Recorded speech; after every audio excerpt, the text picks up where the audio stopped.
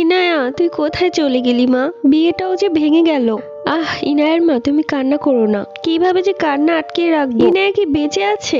ওকে জিন তুলে নিয়ে গেছে। চিন্তা করো না ইনায়ার মা, আমাদের ইনায়া যেখানেই আছে বেঁচে আছে। আমাদের এখানকার এক কবিরাজ আছে, তার কাছে গেলে হয়তো সে বলতে পারবে। আপনি আর বসে থাকবেন না, এক্ষুনি যান সেই কবিরাজের কাছে। আমার মেয়েকে যেভাবেই হোক ফিরিয়ে নিয়ে আসুন, ওকে ছাড়া আমি একটু ভালো থাকতে পারবো না। ইনায়া, এই ইনায়া, ছাড়ো না আমাকে, কেউ দেখে ফেলবে তো। আরে এভাবে জড়িয়ে ধরে রাখছো কেন? আমারই তো লজ্জা করছে, তোমার কি লজ্জা করছে না? কি বলেন, কিসের লজ্জা? আমি আপনাকে পাওয়ার জন্য কত কিছু করেছি, অবশেষে আপনাকে আমি পেয়েছি, তাই আমি আপনাকে হারাতে পারবো না। আরে বাবা, আমি কোথায় হারিয়ে যাব? আমি তো তোমারই আছি, আর সারা জীবন তোমারই থাকবো। ঠিক আছে, ছাড়লাম।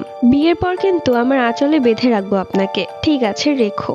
কাইফ, তুমি আমাকে ধোকা দিতে পারলে। কি হচ্ছে কাইফ? এই মেয়েটাকে? ও হচ্ছে একটা পরী। পরী তো বুঝলাম, কিন্তু আপনাকে কেন এই কথা বলছে?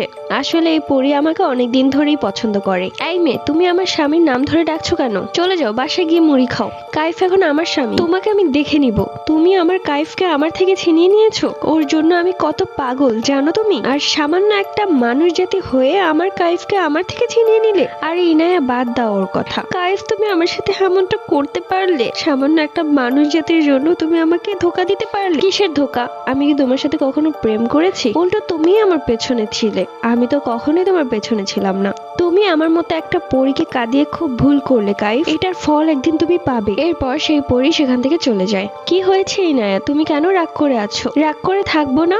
ওই মেয়েটা এসে কিভাবে আপনার নাম ধরে ডাকছিল। আরে ভালোবাসলে মানুষ একটু অন্ধ হয়ে যায়। তুমি কি তোমার কথা ভুলে গেছো? রাত 1টা পর্যন্ত আমার জন্য গাব গাছের নিচে এসে দাঁড়িয়েছিলে, ভুলে গেছো? না, ভুলিনি, আর ভুলতেও চাই না। আমি চাই শুধু আপনি আমারই থাকুন। আমি তো তোমারই আছি, আর সারা জীবন তোমারই থাকবো। আজ রাতে আমাদের বিয়ে হবে। ওইদিকে দেখা যায় ইনায়ের বাবাকে। বাবা, এই যে আমার মেয়ের ছবি, দেখুন না ও কোথায় আছে। গণক বলেছে ওকে জিন নিয়ে গেছে। তোর মেয়েকে জিন নিয়ে গেছে, এটা সত্যি কথা। তাহলে কি আমরা ওকে ফিরিয়ে আনতে পারবো না বাবা? পারবো, কিন্তু অনেক ঝামেলা পোহাতে হবে। তোর মেয়ের ব্যবহৃত জামা এবং চুল লাগবে। ইনায়ের মা, আমি সেই বাবা থেকে আসলাম। বাবা বলেছে ইনায়ের ব্যবহৃত কাপড় এবং চুল লাগবে। ব্যবহৃত কাপড় তো আছে, কিন্তু চুল কোথায় পাবো? তুমি চিরুনিটা দেখো না, সেখানে চুল থাকতে পারে। একটা চুল হলেও হবে। হ্যাঁ, এই যে পেয়েছি, এটা তুমি তাড়াতাড়ি বাবার কাছে নিয়ে যাও। বিয়ের সবকিছু তৈরি হয়ে গেছে, জিন কাজে চলে এসেছে। আমার খুব খুশি লাগছে কাইফ, আমার খুব খুশি লাগছে ইনায়া। আজকের পর থেকে আমরা দুজন এক হয়ে যাব, আমাদের কেউ আলাদা করতে পারবে না, কেউ না। বাবা দেখুন, আমি চুল নিয়ে এসেছি আর ব্যবহৃত কাপড়। ঠিক আছে, ভালো করেছি সেটা এনে। এখন আমি ওদের জিন সর্দারকে হাজির করব এবং তার কাছে বিচার দিব যে তাদের জিন তোর মেয়েকে নিয়ে আটকে রেখেছে। বলুন কবুল? কবুল। ইনায়া, বলুন কবুল। ঠিক তখনই ইনায়া গায়েব হয়ে যায়। পরবর্তী গল্প।